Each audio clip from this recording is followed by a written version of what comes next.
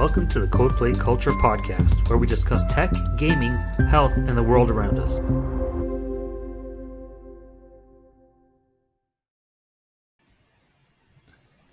Hey everyone, welcome back to another exciting, amazing episode, Codeplay Culture podcast. Rui and Logan, we are joined by our first guest ever, and what a guest to have, Carl. Nice to have you on the show. Thanks for having me, guys. Appreciate it. Hi, Carl. And Hey. so Carl is a resident enthusiast, evangelist, hobbyist of all things blockchain and crypto. And I myself am not too much about it other than the Azure stuff. Rui, I mean, you've dabbled in a little bit here and there, but that's a little bit, yeah. Do you know anything about deep, like how deep people can get in that kind of stuff? Well, I know how people can get financially deep in holes because of that stuff, and I know all about that. Yeah, that's the extent of my blockchain knowledge. Fair enough. Yeah. Yeah. It's like so Carl, like blockchain as a concept, it has nothing to do with crypto. Is that correct? I would say yes and no. Right. Okay. It's not such a cut and dry technology that you can just look at it and understand it very quickly. And the terminology, I think a lot of things in IT and tech, the terminologies are ambiguous. Like, I'll give you an example. Like, cloud can mean a lot of different things, and virtualization is probably even more of a call it an abused term, where everything's virtualized, right? Right. Yeah. And so, what does that mean? What does it mean to have a virtual network or virtual servers? Like, so, with the way I look at blockchain and the actual currencies, the cryptocurrency, like the monetary, the trading, the investment aspect of it, is break it down and look at how blockchain is consumed in like Azure or AWS. And then there's other projects, which honestly I haven't looked in quite a while, but Hedera and ICP, which is the Internet Computing Protocol. And those projects, the last time I looked at it, you could purchase their compute and storage on their blockchains without using cryptocurrency. You could use a credit card. And just like in Azure or AWS, you can purchase blockchain services using a credit card, or if you're buying through a reseller, then you do it on net 30 terms. So the actual, the cryptocurrency it's still in play. So the companies that are allowing you to purchase with a credit card, they're using the crypto tokens in the back end, right? And then that gets in that space. So what is a cryptocurrency and what's a crypto token? Well, they're all called cryptocurrencies because, as an example, Hedera or ICP have cryptocurrencies, but that currency is not used. Their currency is not used as a currency. It's used as a token. So this is where like the terminology starts to confuse a lot of people when they're still new to blockchain and crypto. And unfortunately, I think it's just the nature of any new tech. When people might read a few articles or listen to a few podcasts of people talking about it, and if people are talking about cryptocurrency, there's the assumption that that's all it is. It's cryptocurrency. And then when you try and educate those people that, like, some of them are used as tokens, very similar to the way air miles rewards are a token. Right. And air miles rewards are not currencies. And then, but you hear a lot of like, but why do they call it a currency? And it's like, well, you can explain that, but some people, they're not ready for that early adopter stage of the technology. So when people are looking at, the ease of use of using dApps and wallets and, MetaMask type wallets that are browser extensions or Ledger hardware wallets, that ease of use is very, very low. It takes a lot of time and effort to figure out what you're doing and how it all works. And, you got to watch a pile of YouTube videos and maybe talk to some friends, read some articles. So there's a lot of time invested in,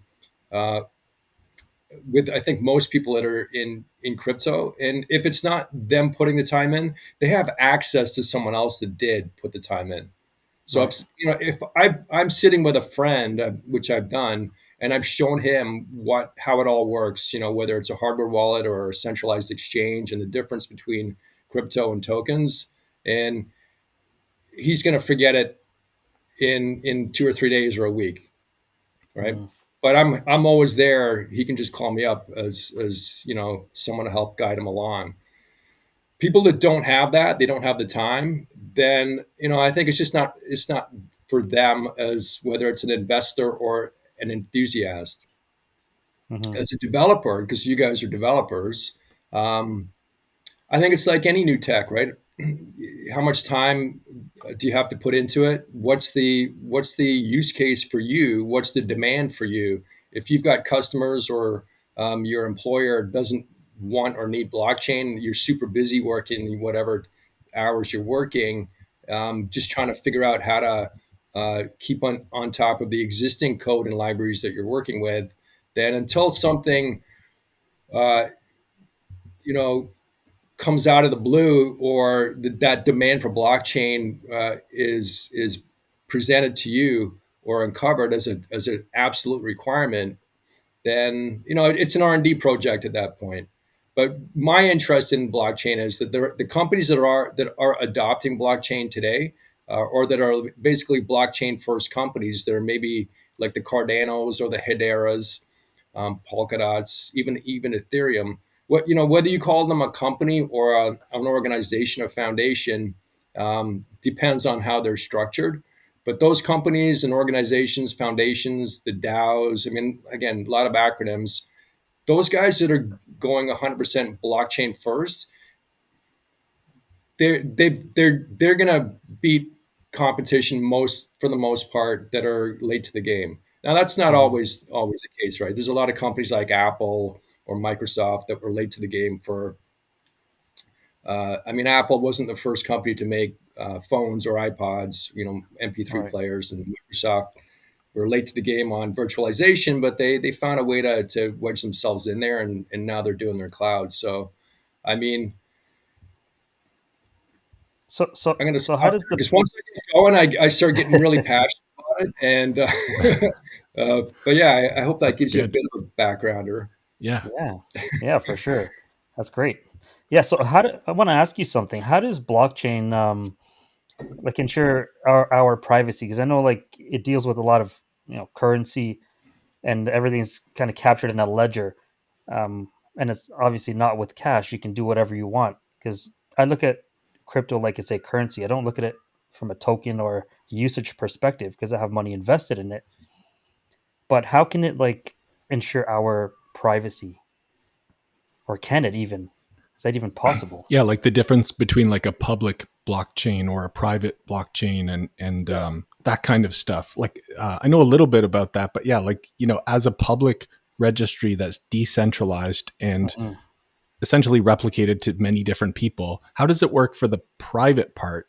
Like as people are using this all over the place for nefarious and non-nefarious purposes, dark web, onion router, level of stuff. And why would if they pick privacy as a standard for that, um like how, how does the privacy versus the public work for decentralized? Like it seems like oh, here's the data, but oh, you can't see the data. How is it private but also public, kind of thing? Mhm. Those are good questions. I mean, in terms of like the Bitcoin blockchain, and you guys are probably aware, the transactions are public, right? So Mhm. they're transparent, and if you make your Bitcoin addresses, you can have more than one address, public. Like if you're uh, maybe you're a whatever, like what is it, Patreon, you put on your Bitcoin address or Right. something to get donations, or you're a Mhm. nonprofit, then anyone can see those transactions to that Bitcoin address, right? They can see what you Mhm. have moved in and out. In terms of privacy, that's your I think you can pick 24 or 12 word passphrase. That Right. private phrase, that's your privacy, Okay.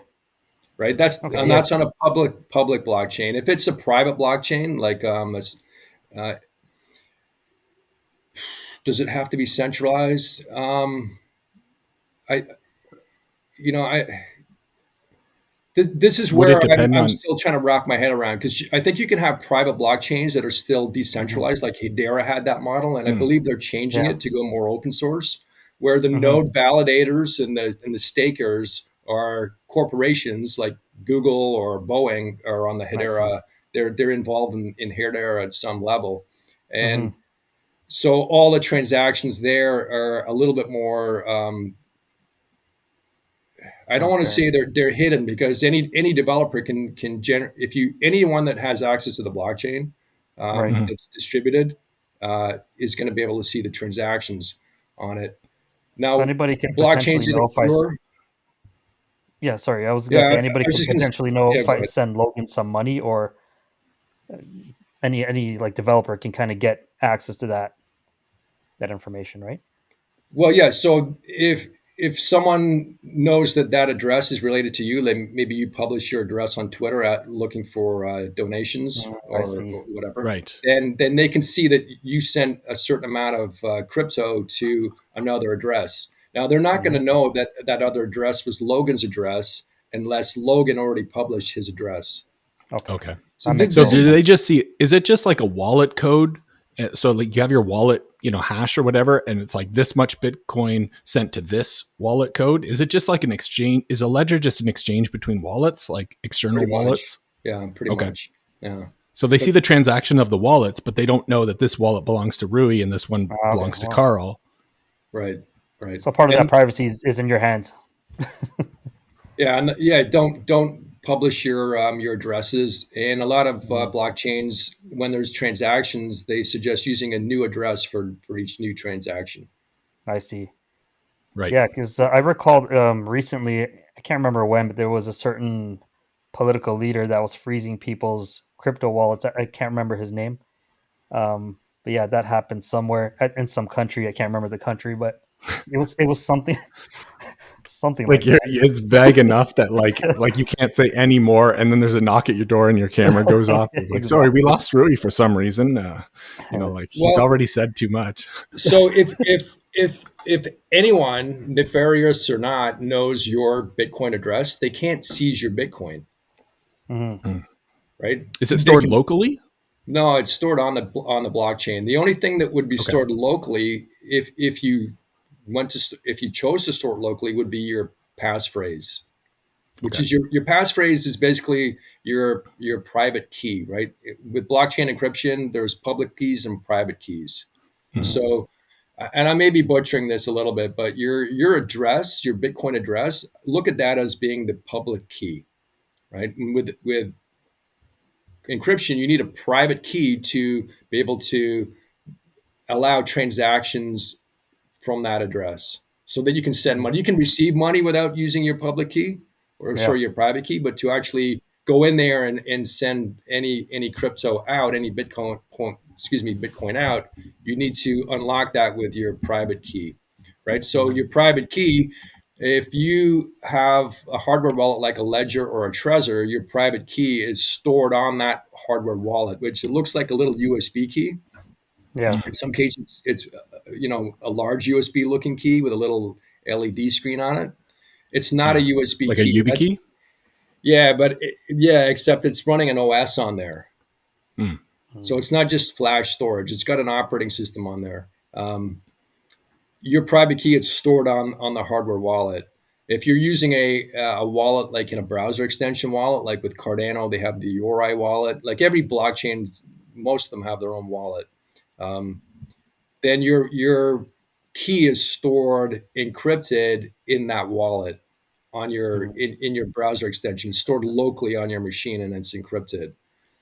Hmm. So yeah, this is where it starts to get like there's a lot of moving pieces in terms of how privacy data, passphrases, addresses are all kind of like moved around. And then for anyone that is still new to blockchain and crypto, then they need to understand the difference between centralized exchanges where you don't have your private key, you just have a password to get into the exchange Right. so that you can see the transactions you've done, you can see how much you have in your account for each cryptocurrency, but you don't own the private key. The crypto exchange does, and that's the problem with, like FTX and Mt. Gox. When people, they all the crypto that was lost or stolen, whatever you want to call it, um, that crypto was, if it was actually purchased on the blockchain, or transacted on the blockchain, then the crypto stays on the blockchain, but FTX owns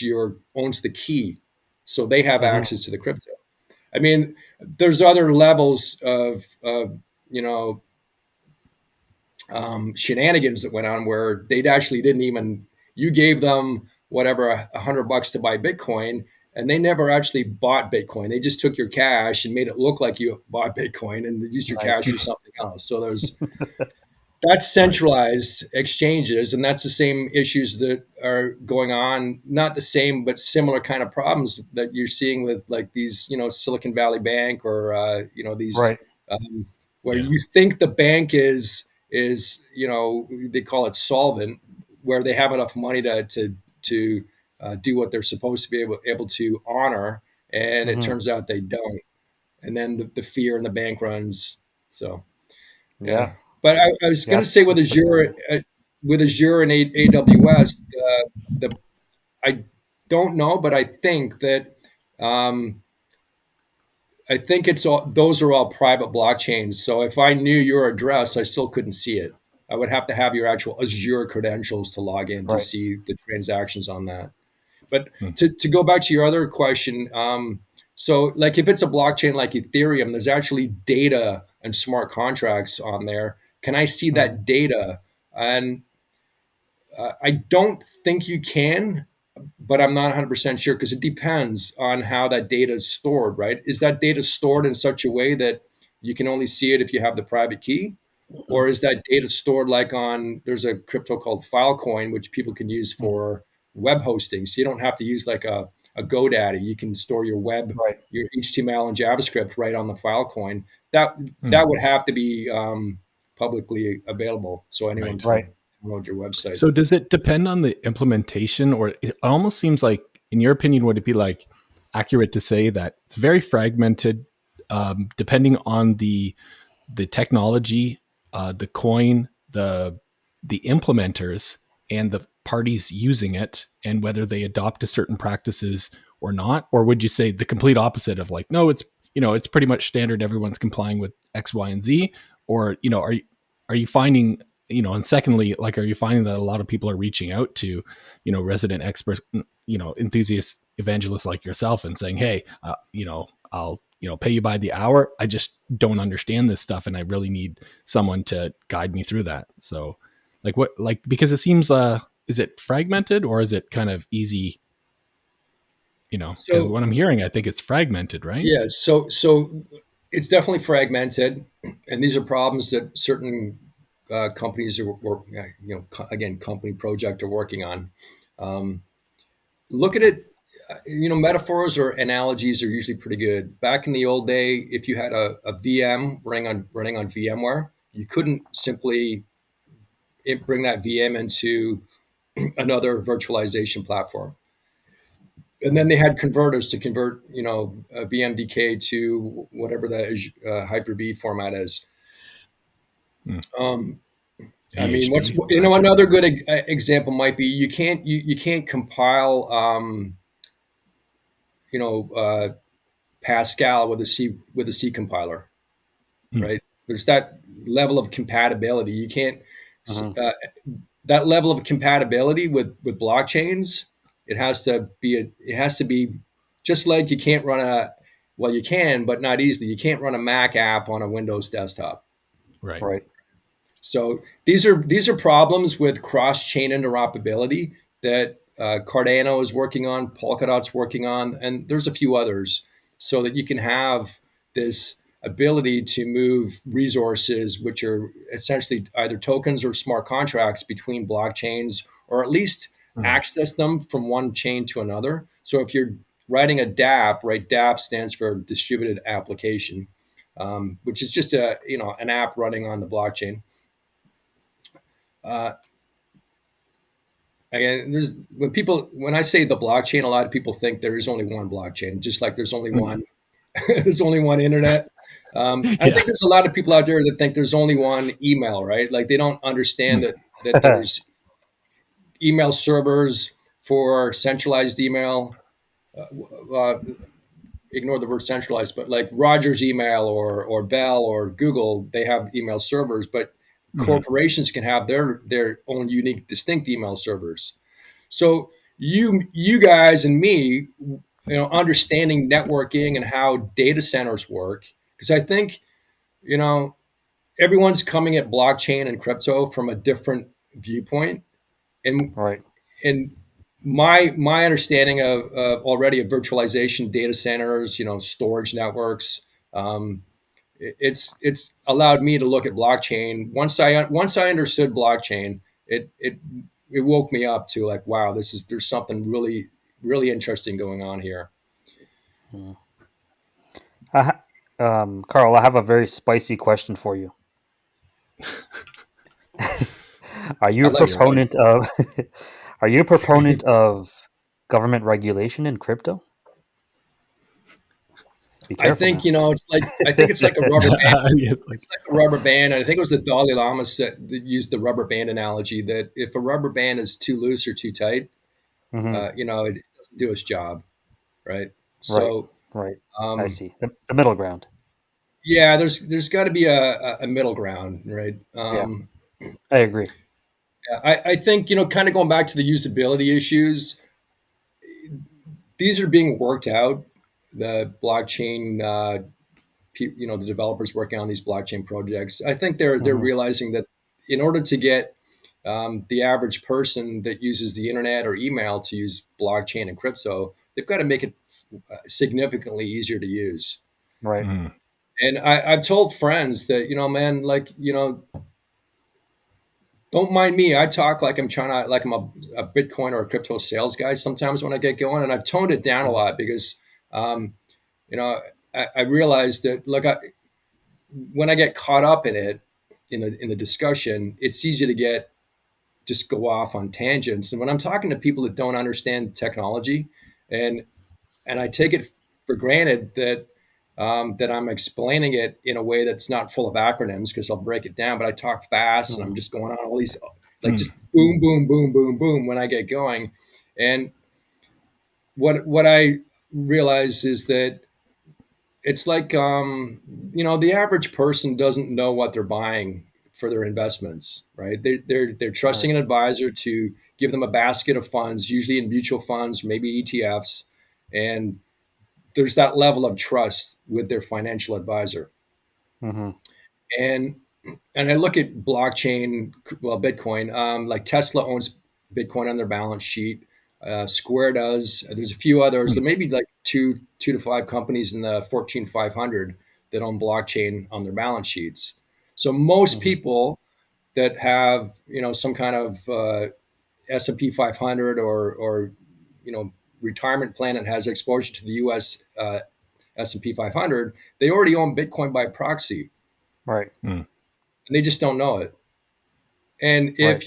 if you believe Michael Saylor, who is the CEO of MicroStrategy, if you buy into what his philosophy and thesis is with Bitcoin, that more and more companies are going to keep putting Bitcoin on their balance sheet, and Hmm. does the average person need to own Bitcoin? I don't think so. I don't think it hurts either. Like I might be messing his name up, but Chamath Happy Patelia, Yeah, yeah. From the All In the besties podcast, and podcast. Yeah, I yeah. forget his. That's like the not top five or number one for a while. Like, yeah, I listen to that nonstop. Like, he's a ex Facebook, I guess, just tech billionaire. But they're all like, I'd say, I think almost all of them, except the one host guy is, they're like stinking rich entrepreneurs that are super smart. But yeah, Chamath Papalatia, or I can't pronounce his last name, but yeah. Yeah, so I mean, not just him, but I think Kevin O'Leary and a bunch of other guys they suggest people hold between 1% and 5% of their savings in Bitcoin as a Hmm. hedge, just in case. Yeah. And that's still risky, right, to a lot of people. And financial advisors are if they're not incented, because you can buy Bitcoin through an ETF in Canada and like as a spot Bitcoin. In the Hmm. US, they do not yet have a spot Bitcoin. And then, What is that? people Like that, a spot Bitcoin? Is that well, like wealth simple or? no, spot Bitcoin means that the ETF actually holds the underlying Bitcoin asset. Would you happen And to know which and ETF it is? Purpose is the biggest one in Canada. Interesting. But Okay. like for the average person, then, there's do you buy the unhedged or the hedged ETF, Hmm. right? Right. I think there's two or three other Bitcoin ETFs in Canada. Um, there are Bitcoin trusts. So there's like if you don't know what you're doing, you're just going to go, this is just too much to wrap my head around. Right. Like Hmm. do I buy unhedged or hedged?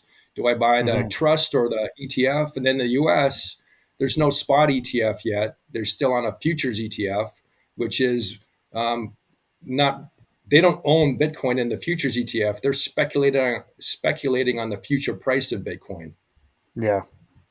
So, and Well, you know what I that's say. Yeah, I was gonna say, when in doubt, buy the trust. I mean, you can trust it, right? That's um, my philosophy. I mean, that's not financial advice by any means. Please don't take it. You yeah, can trust the trust because it's called trust. I don't know. I don't know if enough about the trust. There's a grayscale Bitcoin trust or crypto trust in the U.S., and I think they have a basket of funds where you can pick and choose which cryptos you want to be um, investing in. But you're paying a premium for my understanding. You're paying a premium for Bitcoin in a trust. So if Bitcoin's trading at $20,000 in the trust, you may be paying, I think, up to 10 to 30% more, right? So you're paying a premium for it. And then I think a lot of these trusts are starting to wrap things down. And I believe partly because there's the ETF, the futures Bitcoin, that is starting to take um, more capital from people. But I think they're pushing hard to try and get the SEC to regulate a proper spot ETF in the U.S. I know there's companies pushing hard for that, but I think that's why the trusts are starting to lose a bit of popularity. But I'm not too on the my nose isn't really to the street on that stuff, so my information's a little laggard. I'll tell you guys this though: there's some really good podcasts that YouTube videos or YouTube channels that are Hmm. talking about Bitcoin and crypto. If you're willing to listen to that kind of stuff, Coin For Bureau, sure. Coin Bureau. yeah, Digital Asset News, and Invest Answers. Those, and there's a few others, but those are the top three that kind of come to mind. Yeah, we'll put those three in the links in the show notes for the viewers so they can check it out. Yeah. For people that are listening up to this point, you could probably tell already it's such a depth of knowledge. Like if you don't know, it's so hard to get into. Like the elevator pitch for banking is, give me $100. I'll keep it at the bank, and then maybe I'll, invest or whatever. I'll give you back $105 in a couple of years, whatever it is, Hmm. for 2.5, whatever, non-compounding, just annual, boom. And I'm like, okay, that sounds like a good elevator pitch. But the elevator pitch for, you know, it's so hard. And like you said, Carl, like whoever can find a way to simplify this for, granny and grandpa that don't even know about Facebook yet, and they want to like put some money into this, and you can explain it faster than a bank, is probably going to like end up super ahead. But it's hard. You have to mask a lot of that stuff because right now, because of the infancy of the technology, and as it's getting more standardized and progressing forward, it's not simplified as much as it can be in like 10 years from now. So, but if you have the, I guess, the time, the energy, or someone like yourself, Carl, that can help someone wrap their head around, like getting in early is good. Like Rui, people and I do too, that we're able to put some in and get a lot out. Right. But Right. sometimes without that depth of knowledge or research or that passion that you have, Carl, like it's very difficult for someone that's just starting out. So those probably the three YouTubers are. Would you say like those are good for getting started, or where would you say for like newcomers to trying to understand blockchain, crypto, and Like where's the Hello World app for crypto? Getting started page. Yeah, I mean the guys. So those three YouTube channels I watch, I would say they're like beyond the beginner level.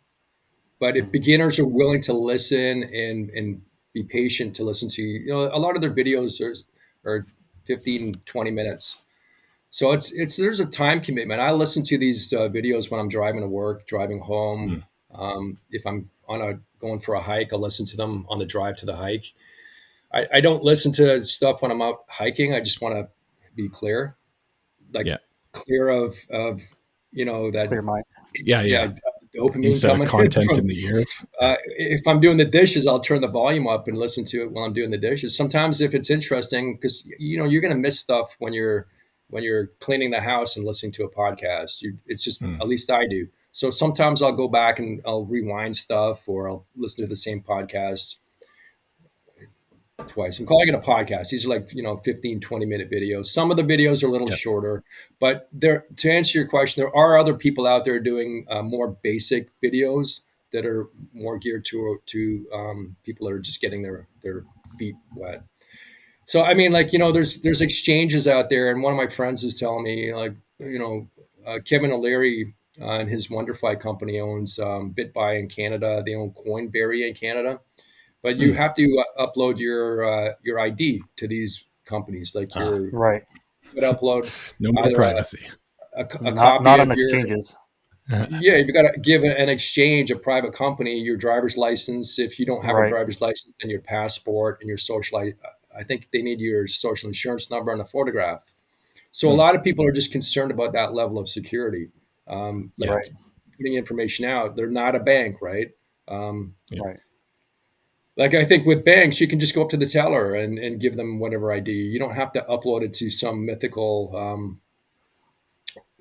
cloud internet, wherever it goes after that. The other thing they Mhm. call it KYC, right? So KYC, a lot of the companies, the crypto exchanges that require KYC, they send your private data to a third party company to validate it. So now Mm, you've got yeah. your data going between all these different places. Um, and it's scary, right? Like you read And about it's data likely breaches. offshore too. Yeah, where is your data going? I think some of these KYC companies are in Ireland or offshore. And Hmm. if they're in Ireland, where do they send it to? So your Right. data could be going anywhere. Uh, you know, you're. I mean, I think everybody knows someone that's had their bank account or their debit card or their credit card hacked. Hmm. Once you hit a certain age, you tend to you're exposed to more stories and stuff. So that's a Right. big that's a big issue too. You know, again, the banks, if and when the banks allow people to buy crypto in their retirement plans, like so you can buy crypto directly, not an ETF, or even if Yeah. it's outside of your retirement plan. But when the banks allow people to buy crypto, I say when, I mean like if and when, then Right. um, then it's going to be a more safe environment for the average person that wants to invest. The other Right. thing with crypto, as I mentioned to Logan, is that it's not just about the investment; it's about the actual technology, right? Um, like if you care about what crypto is going to do to change and improve the world, then you have to, in my mind, you have to separate that from any potential investments or monetary gains.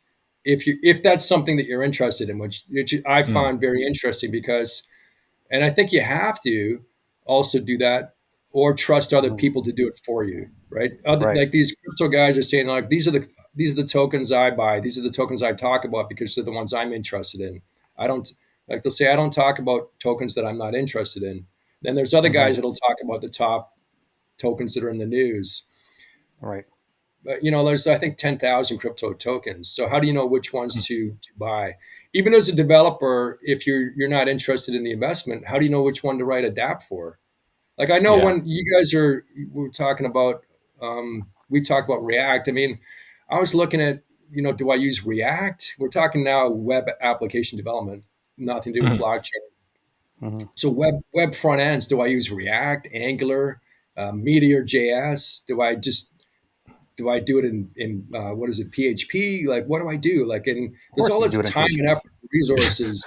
And if you Yeah. don't if you don't have like a network of friends to guide you and let you know their uh, Hmm. success and failure stories about certain Mm. platforms, and all you're doing is reading hacker news and these Yeah. reviews, that's what I went through, and it was like, oh, it was just so much information to digest, and then Mhm. you just kind of just dig in head first, and um,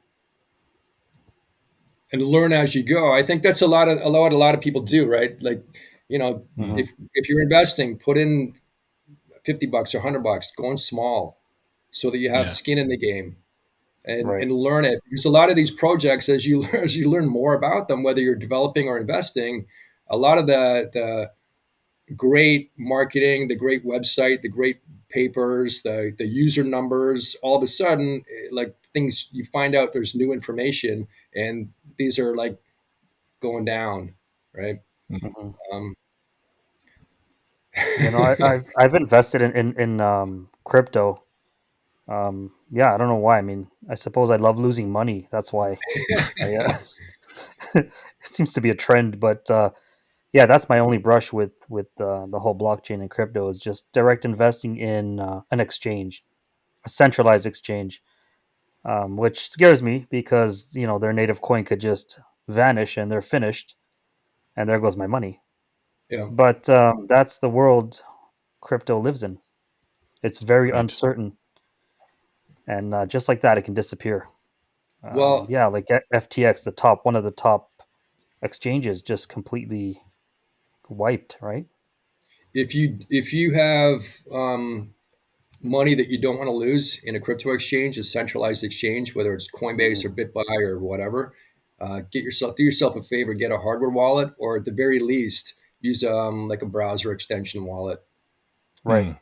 But their And native hardware, token will still, like, if they go down, their native token's done, even if you but keep it if in you cold don't have storage. it, no, no, no. Oh, well, yeah, but just don't buy the native tokens. Right. Right. Fair Like enough. if you're buying native tokens for, what I don't know if KuCoin has a native token, KuCoin or Binance. Hmm. Yeah, you're definitely Binance at does. risk. Yeah, you're definitely at risk of them going into the toilet like FTX did, Right. and that even if Binance as a company is fine, their tokens can still lose favor, right? Yeah. Um, like the utility of the Binance token is it's yes, there's utility, right? But it's not Hmm. as useful, excuse me, as say Ethereum Right. or Cardano is one of my favorites. Uh, Hmm. like learn how to use like if you're inclined, learn how to use decentralized exchanges, DEXs, Hmm. so that you could buy your tokens in a centralized exchange, whatever you buy. Like say you buy Right. Ethereum or Cardano, move that over to your Yori wallet or your MetaMask or whatever wallet you use, and Hmm. then you can use like MinSwap for Cardano, or you can use Uniswap for your Ethereum tokens, and then you're Right. off the grid at that point. Right. But Mm. then you have those fees, right? Those sometimes astronomical gas fees, Yes, yes, yeah. which you don't So have in exchanges. right, right. So Well, I that's shouldn't say. another problem for people that are trading in small amounts and just experimenting, right? Hmm. Because I mean, I don't know what the fees are now with Ethereum. I think the last time I looked was a few months, but like it was like eight. It was I think it was $16 a trade. It doesn't matter if you're trading Ouch. $10 or $100, but you're still 10% on $100. But if you're Hmm. trading $1,000 or $100,000, then those fees are negligible, Right. negligible. Mm. Mm. And Right.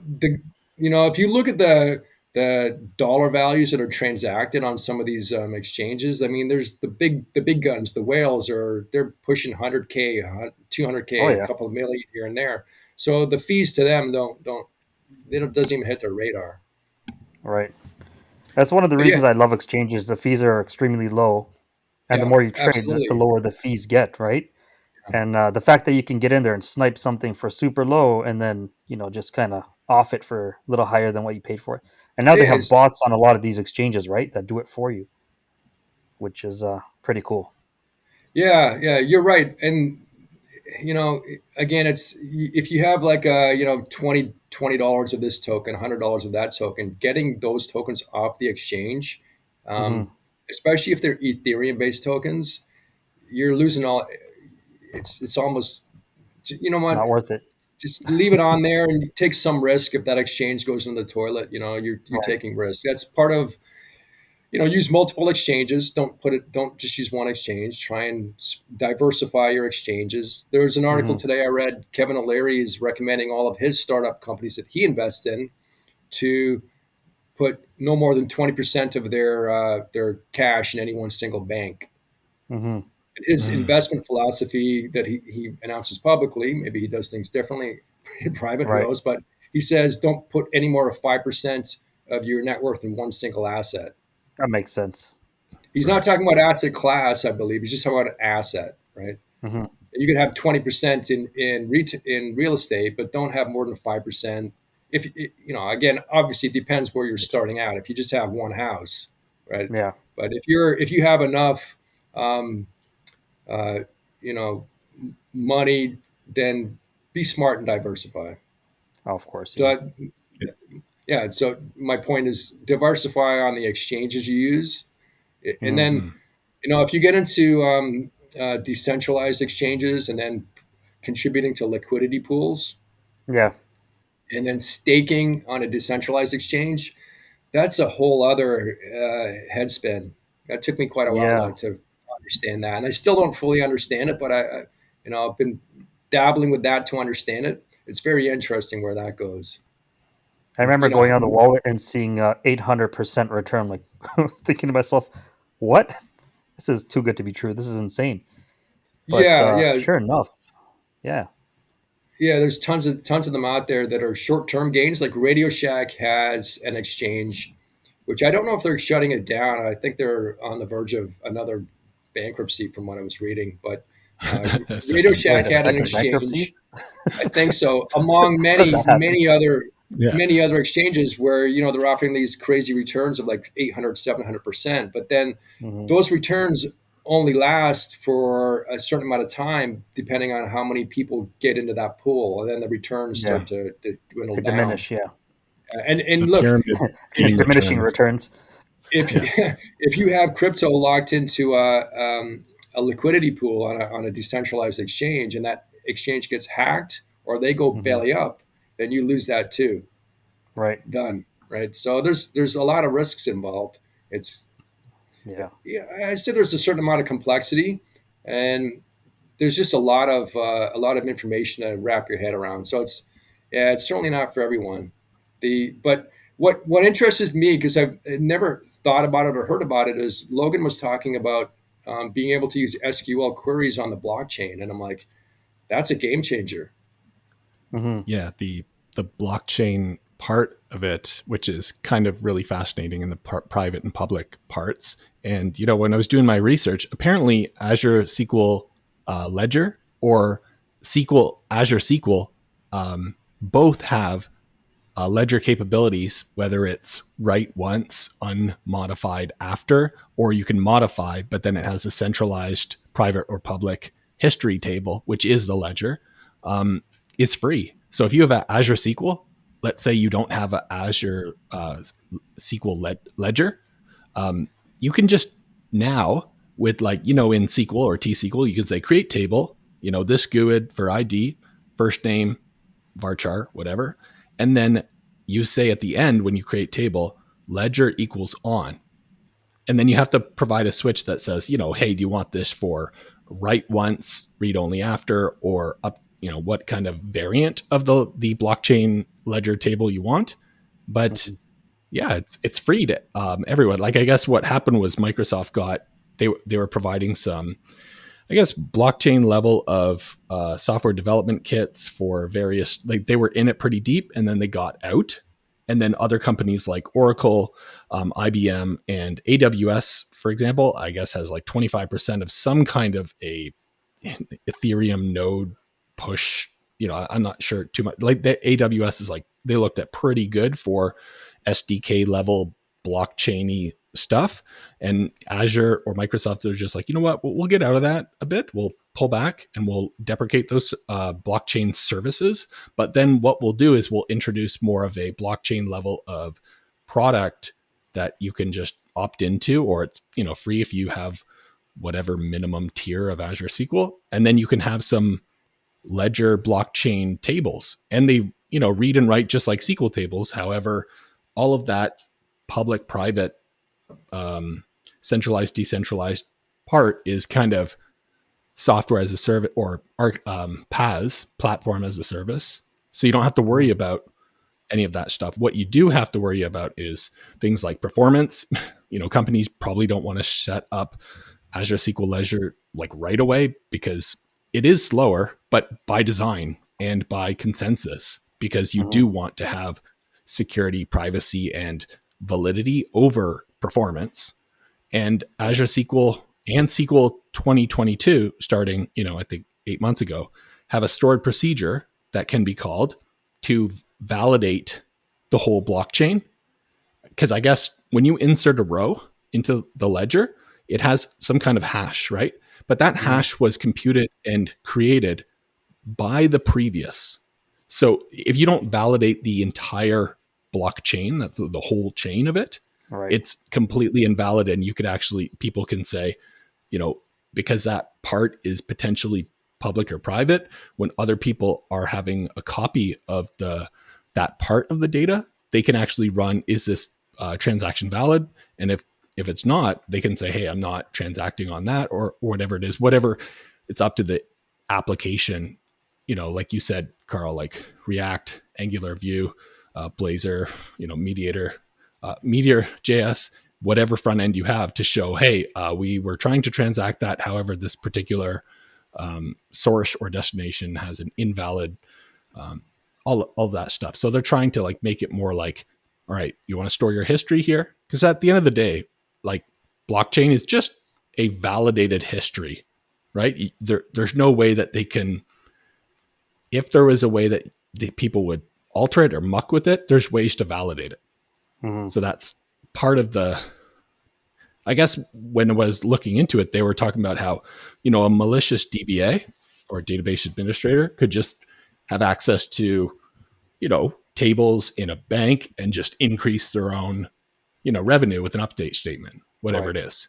So this kind of technology allows for no one malicious to be able to, regardless of access. Mm-hmm. Um, but yeah, like, do you have like people in your, like when people reach out to you, Carl, for like consulting and whatnot, what would you say they're, you know, people that are looking to get help with? Are they more on the business side, the consumer side, or would you say it's like a mix? And are they looking at software solutions, or are they just looking at investment advice, or um, you know, the platforms and understanding A to Z? Uh, well, people don't reach out to me in my personal life about crypto. My friends are generally, most of them are just not really into tech. Some of them are interested in it. Um, at work, I'm selling IT gear and to smaller mid-sized companies, and we're selling a little bit of everything. But blockchain, there's some people are interested in it, but it's not there yet. I think Mm. I look at, and it's not just me. I look at blockchain um, the way, like, if you look at virtual servers, VMware, and like literally, like within the first 2 years that VMware came out, it was, I don't know, like whatever, like 1 in 100 companies were using it. Right Mm. now, like it's almost every company uses VMware unless they're a cloud first company. There are a few that are using Hyper-V, but So I think we're probably, I'm just guessing, and it seems to be kind of like what everyone's saying that knows more than I do. That is, we're looking at like 5 to 10 years out before blockchain becomes, to the extent that, uh, like So the way it's like so Netflix. Everyone's using Netflix, right? Everyone's using right. email. Everyone's using virtual servers. Almost standardized. everyone's using the cloud. Like we're probably a good Mainstream. 5 to 10 years away. Yeah.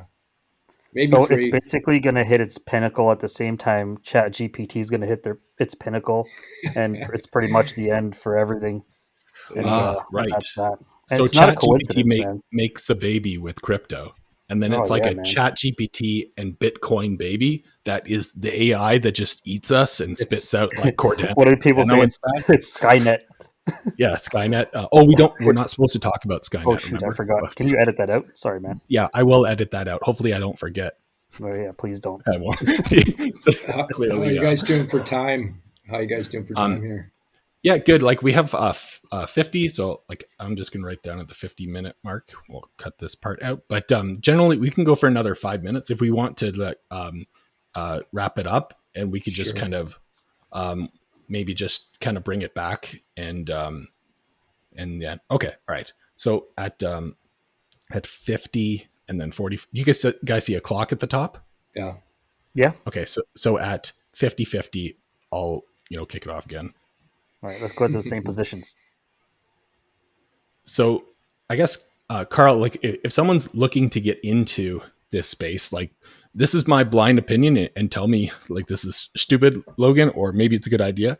What I'm hearing, because I'm not like super good like you guys are, like you guys talk the whole time. I'm like, oh man, I'm learning so much. So thank you so much, like all the different terminology and stuff. But what I'm hearing in my if impotency, can't pronounce that, is I should just buy $100 Bitcoin, 100 Cardano, and Ethereum, and maybe do that maybe 3 times in 3 different exchanges. Would that be like a safe bet? Like, as I'm like looking for the 20-second elevator pitch to tell to my grandma as Okay, a hold on. Before Carl gives his way more wise opinion than me, invest stupidly and you'll be stupidly rich. Sorry, Carl, your turn.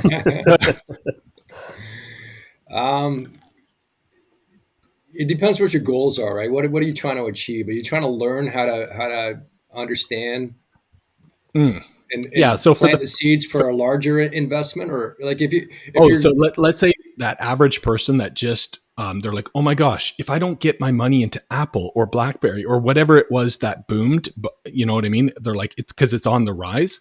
Mhm. What do people just like blindly?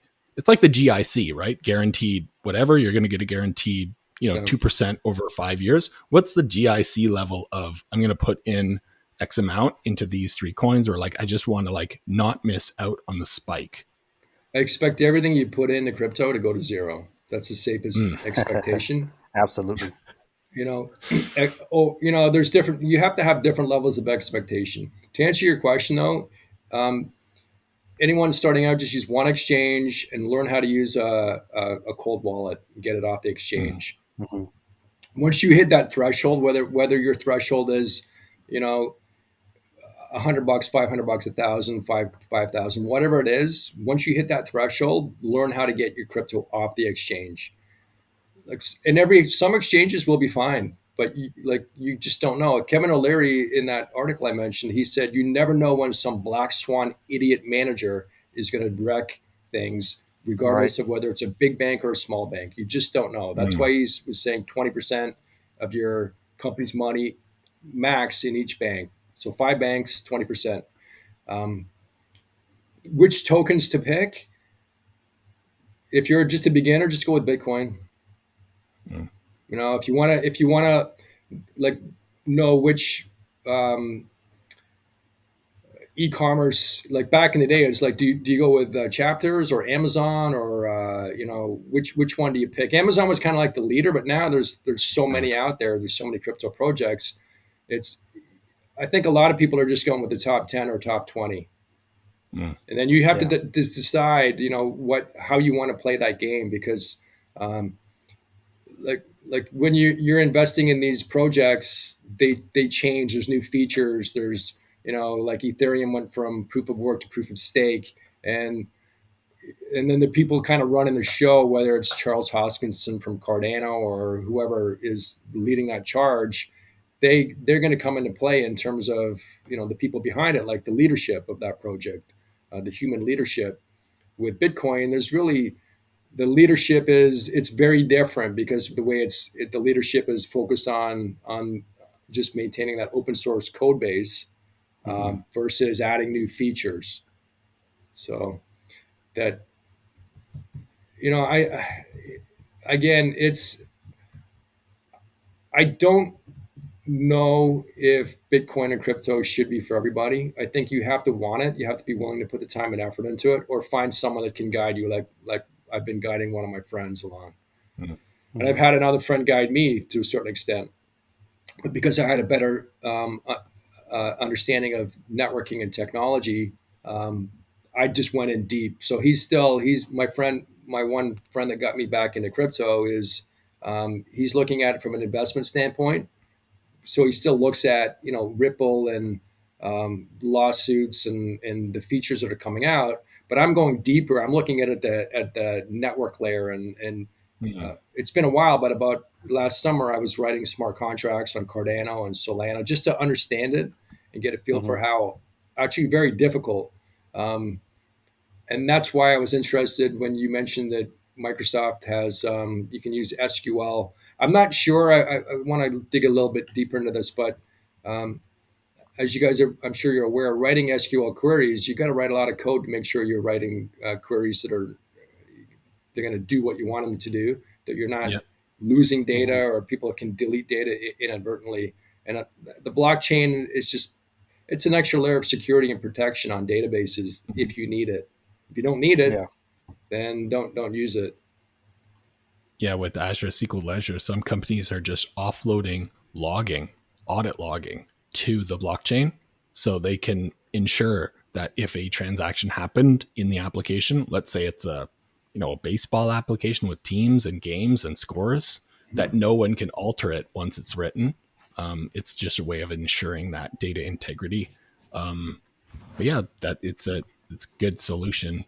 Um, for that.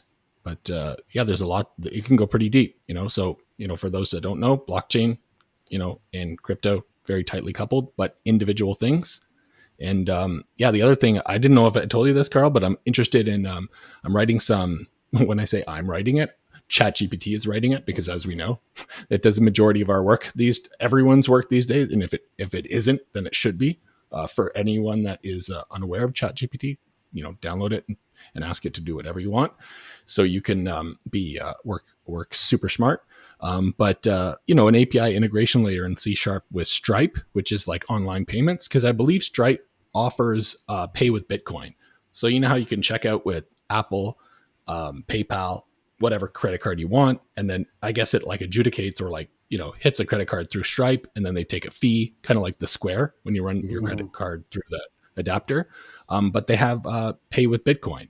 So it'd be kind of cool to offer that as a solution for some of the micro SaaS that we develop. Um, but yeah, and imagine that, like, yeah, I'd like to buy this skateboard. I would like to pay with 0.0000 whatever one Bitcoin. But yeah, pretty cool integrations on that part on the C# side. And the only thing else I have, Carl, from like an app dev perspective that we didn't get to is, how you talked about the front ends with all the SPA frameworks. Mhm. For people that are just kind of in that, like, where do I start? Yeah, React is huge. Like, if you search Indeed, like, what's the most popular, how many job postings there are for a front end developer? React is like probably number one. Mhm. But I would say that people that are unsure, play and try them out, see which one you like. However, another good tip is if you write everything in HTML, for the most part, you can plug and play that to all 5 of the SPA Right. frameworks. So start with the raw, and then you Mhm. can move it around, because at the end of the day, you don't want to write it twice or lose any code when you port between them.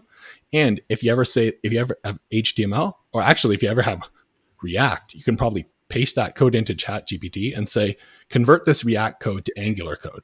Hmm. I watched a video right before hopping on this call where Nick Chapsis, who's one of the most awesome, .NET podcasts, he's like pretty, he went from, I'd say 2 years ago, from like 10,000 subscribers on YouTube to now 150. Like, he's just went crazy. But he took a bunch of code from a legacy app in C#, plopped it into Chat GPT, and this released 4 hours ago. And he said, refactor this to be more performant in these ways, and it all compiled, it all worked. Like, we're talking about paying consultants big money to refactor and migrate from one system to another. But yeah, and if you guys are unsure about what to do, take Carl and Rui's advice, and also maybe ask a third party like ChatGPT what you think you can do. But again, don't trust the robot, trust the humans. Right. That thing's not fully baked. But yeah, those are the only tips I got from a app dev side. Anything else we didn't cover today, Carl, that you want to mention before? No, but I mean, there's a lot. These conversations can go on for hours and hours, and Mhm. no, if you guys want to do a follow up, we can do a part two. Yeah, we'd love to have you back, and Yeah. maybe we can go a little bit deeper into a specific part that's like the most, even more passionate. Carl, when you were talking about how you can keep on going and going, and you got to remember to unacronym for all audiences and stuff. And Yeah, well, first off, you did a great job with that today, because you did explain all that like you normally do. And I would say that's a very amazing feature that you have, because when you get passionate and you just start going down those rabbit holes, people love that, and people love to listen to that and learn. So Mhm. that passion is definitely good to anyone getting into it. So yeah, that would be great. Rui, what Yep. about you? What did we cover? Um, Anything else? no, I think everything's been said. I think it was a lot of All right. information. That was great information, Carl. Thank you for being here with us. And yeah, we can do a follow up for sure. We can probably dive into the more technical side of it. It'd be nice to talk about like Solidity and all the smart contracts and how Yeah. they kind of talk to each other, because I have no idea about that stuff. Although I'm a Mm, developer, I haven't delved into Solidity too much and smart contracts. But yeah, it'd be nice to talk about that. yeah, it's a great idea. yeah. Yeah. Well, Chat GPT's. I played with it to do some DSP code in C++ Hmm. for audio plugins, FX plugins, and what would have probably taken me 20 or 30 hours, I did in like just a couple hours. It's incredible. Yeah, it Incredible. is. It's pretty scary. I really feel that there's a bunch of devs out there, or a bunch of people out there, with the skies falling approach to developers' jobs are gone. I just want to make it very clear to everyone out there, because I'm not like a catastrophist like I would say a lot of people are about developer jobs. Even though there's layoffs, I will say, even though WordPress came out with the administration where you go and add your pages and stuff, they still hire WordPress consultants. It's one of the highest demanded jobs That's out right. there, because at the end of the day, if you think the market's fried and stuff, you're biased, because you're a smart developer out there looking at the market. Like, Right. there are people that have no clue about, like, oh, like, what is this at all, and they will hire these people. It's just now, and really, we said this last time, Hmm. instead of like them hiring 3 developers at 100K a year, Yeah. they'll now hire you at maybe, or the aspiring developer at 160K, but then Right. not the 2 other people, because they know you'll work the job of 3 people with the tools of ChatGPT and stuff. You're now Right. just Right. more efficient and effective. People still need you. The job market's going to thrive. Catastrophe is not here. It's just going to make everyone better and more efficient Right. and productive. Yeah. I mean, it may reduce the workforce, but honestly, that's all speculation. We don't know. Yeah. We don't know. Yeah. So don't worry, Okay. everyone. All right, Carl, thank you so much. Appreciate it. Rui, thank you. You're welcome. Thank you, guys.